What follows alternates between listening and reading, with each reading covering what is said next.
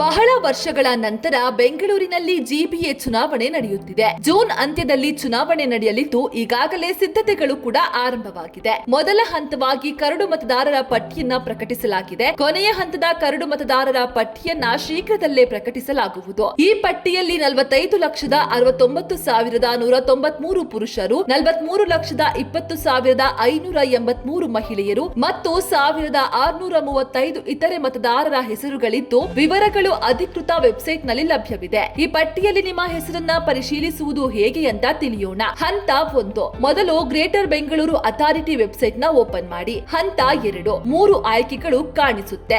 1, ಇಪಿಐಸಿ ಸಂಖ್ಯೆ ಮೂಲಕ ಹುಡುಕುವುದು. 2, ಹೆಸರಿನ ಮೂಲಕ ಹುಡುಕುವುದು. 3, ಮತದಾನ ಕೇಂದ್ರವಾರು ಹುಡುಕುವುದು. ಈ ಆಯ್ಕೆಗಳಲ್ಲಿ ಯಾವುದನ್ನಾದ್ರೂ ಬಳಸಿಕೊಂಡು ಮತದಾರರ ಪಟ್ಟಿಯಲ್ಲಿ ನಿಮ್ಮ ಹೆಸರು ಇದೆಯೇ ಎಂದು ಪರಿಶೀಲನೆಯನ್ನ ಮಾಡಬಹುದು. ಇಪಿಐಸಿ ಸಂಖ್ಯೆ ಇಲ್ಲದಿದ್ದರೆ ಸರ್ಚ್ ಬೈ ನೇಮ್ ಆಯ್ಕೆ ಬಳಸಿ. 3ನೇ ವಿಧಾನದಲ್ಲಿ ಹುಡುಕಲು ಮೊದಲು ಕಾರ್ಪೊರೇಷನ್ ಹೆಸರು ಅಂದ್ರೆ Bengaluru north, south, east, west ಅಥವಾ ಸೆಂಟ್ರಲ್, ವಾರ್ಡ್ ಹೆಸರು ಹಾಗೂ ಪೋಲಿಂಗ್ ಸ್ಟೇಷನ್ ಹೆಸರನ್ನ ತಿಳಿದಿರಬೇಕು. ಬಳಿಕ ಪಿಡಿಎಫ್ ರೂಪದಲ್ಲಿ ಮತದಾರರ ಪಟ್ಟಿಯನ್ನ ನೀಡಲಾಗುತ್ತೆ. ಆ ಪಟ್ಟಿಯಲ್ಲಿ ಬಳಕೆದಾರರು ಪುಟಗಳನ್ನ ಸ್ವತಃ ಸ್ಕ್ರೋಲ್ ಮಾಡಿ ತಮ್ಮ ಹೆಸರನ್ನ ಹುಡುಕಿ. ಮತದಾರರ ಪಟ್ಟಿಯಲ್ಲಿ ನಿಮ್ಮ ಹೆಸರು ಕಾಣಿಸದೇ ಇದ್ದರೆ national voter service portal website ನಲ್ಲಿ ನಿಮ್ಮ ನೋಂದಾಯಿತ ಮೊಬೈಲ್ ಸಂಖ್ಯೆಯ ಮೂಲಕ ಹೊಸದಾಗಿ ಹೆಸರು ನೋಂದಾಯಿಸಬಹುದು. ಇದರ ಜೊತೆಗೆ ಸಮೀಪದ ಪಾಲಿಕೆ ಕಚೇರಿ ಅಥವಾ ಬೆಂಗಳೂರು 1 ಕೇಂದ್ರಗಳಲ್ಲಿ ಭೇಟಿ ನೀಡಿ ಅರ್ಜಿಯನ್ನ ಸಲ್ಲಿಸಬಹುದಾಗಿದೆ.